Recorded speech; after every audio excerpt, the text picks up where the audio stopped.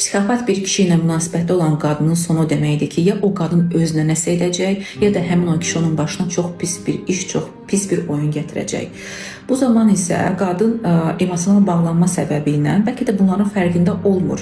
Yadınıza saxlayın ki, psixopatlar heç bir zaman sağalmır və onlar empatiya duyğusundan məhrum bir insanlardır. Yəni beyinlərində sanki o bölgə demək olar ki, yoxdur. Bu insanlar o qədər qorxu ötürür.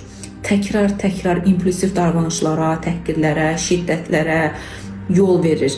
Və yadınıza saxlayın, bir insan bir şey artıq bir neçə dəfələrlə edirsə, bu artıq bir seçimdir. Psixopatın yanaşması bilirsiniz nəyə bənzəyir? Sanki bir manyak düşünün, podvalda öz qurbanını saxlayır. Və qurbanı da deyir ki, sənə yemək, su, çay verirəm də, nə istəyirsən? Amma podvalda yaşayacaqsan. Yəni onun yanaşması eyni buna bənzəyir. Desəz ki, necə qurtulmaq olar? Qurtulmaq çox çətindir bu insanlardan.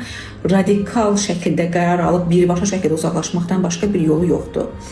Çünki pasientlərimdə də görürəm ki, həmin xanımlar gəlir, özgüvəni qaldırırıq, yavaş-yavaş gözü açılır, nəyəsə fərqində olur. Elə ki, psixopat gördü ki, qurbanı onun ovcundan artıq çıxır, dərhal o qadına elə bir zərbə indirir ki, bu dəfə elə bir zərbə indirir ki, onu daha da dibər, daha da yəni heç edir. Yəni bu belə bir prosesdir ki, burada radikal qərar alıb dərhal uzaqlaşmaq lazımdır. Çünki bunun sonu heç də yaxşı deyil. Həqiqətən ciddi və ehtiyatlı olmaq lazımdır ki, həmin onun o kriz anlarında, həmin o patlama anlarında orada hər bir şey ola bilər.